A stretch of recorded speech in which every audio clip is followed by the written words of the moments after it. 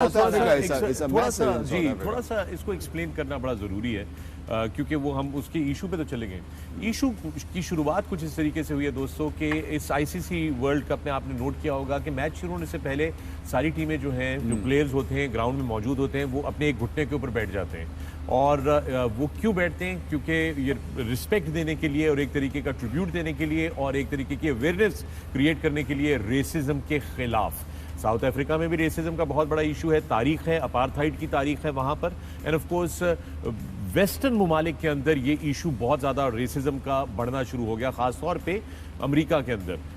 ये एक सियासी गुफ्तगू है, मैं उसमें नहीं जाना चाहता, मगर ये उसका नतीजा है कि आईसीसी ने कहा कि हम इस दफ़ा रिक्वेस्ट कर रहे हैं कि तमाम टीमें जब ग्राउंड में उतरे तो वो अपने एक घुटने पर बैठ जाएं। नाउ क्विंटन डी कॉक ने पिछले जो मैचेस, अभी आपने तस्वीरें आपने स्क्रीन के ऊपर देखी कि दोबारा हम आपको दिखाते हैं कि अगर आप देखें गौर से तो पीछे आपको नजर आएंगे कि दूसरे प्लेयर जो हैं वो झुके हुए हैं, लेकिन क्विंटन डी कॉक रिफ्यू, ये देखें यहाँ पे खड़े हैं, वो पीछे वेस्ट इंडीज एंड देन अगली आप देख लीजिए तस्वीर, यहाँ पर भी वो खड़े हैं और इनके अपने खिलाड़ी, इनके अपने कप्तान एक्चुअली हैं वो, जो कि नीचे मौजूद है, उन्होंने हाथ उठाया हुआ है because black lives matter.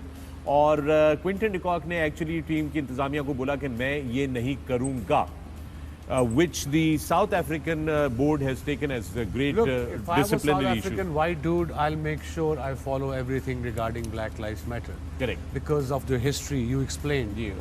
And I don't know him much.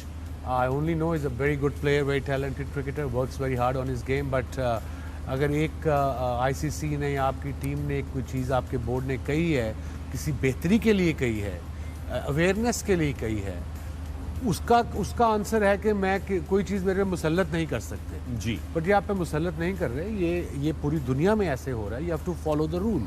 अच्छा, इसका वसीम मैं क्विकली एक चीज़ बताता चलूँ, अमेरिका में भी अगर आप चले जाए ना तो अमेरिका में भी हो ये रहा था शुरू में, ख़ासतौर पे आपको पता है कि एक सयाफाम शख्स का एक पुलिस वाले के हाथों आई कांट ब्रीथ वाली एक जो है जॉर्ज फ्लॉयड की बड़ी कहानी है।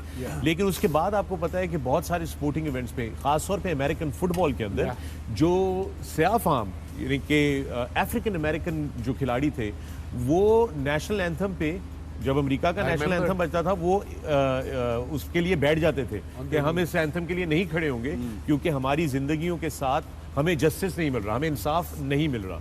और वहां पर भी एक डिवीजन, पोलराइजेशन हो गई थी, क्योंकि जो गोरे प्लेयर थे वो कहते थे नहीं, ये हमारे मुल्क का कौमी तराना है, हम तो इस पे खड़े होंगे, और जो स्याह फार्म प्लेयर्स थे वो कहते थे कि नहीं, हम खड़े नहीं होंगे। तो ये वहां से ये सारी कहानी चली हुई है। मेरा सवाल फिर ये आता है कि okay, black life matters, every life matters, simple is that, right.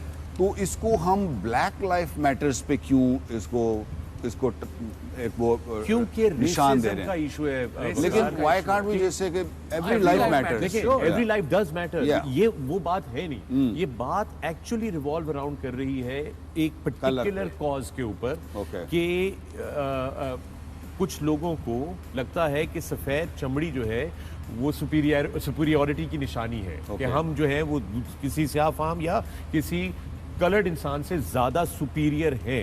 तो उस चीज को खास तौर पे हाईलाइट किया जा रहा है, क्योंकि एक ऐसी आइडियोलॉजी, एक ऐसी सोच आज भी दुनिया में मौजूद है जिसके खिलाफ एक मुहिम चलानी, अवेयरनेस क्रिएट करना और उनको बैकफुट पे डालना। ना क्विंटन डी कॉक ने ये क्यों किया, ये इसका जवाब वही खुद बेहतर दे सकते हैं। लेकिन फकर ज्यादती तो फिर वर्ल्ड वाइड और भी नेशनैलिटीज और भी कलर्स के साथ तो हो रही है। That's what I meant, I never meant कि जी उसका नहीं करना चाहिए, उसका all I'm saying is that life matters. Yes, that's the way it should be. I think there's no question about that, and I think but this is an issue that has gripped a lot of countries and has hurt a lot of communities, and it hurts the sentiments of a lot of communities. That's why it is being addressed specifically, and I think we should all appreciate it. It's a good cause. 100%. Quinton de Kock is back in the South African squad. He is now available to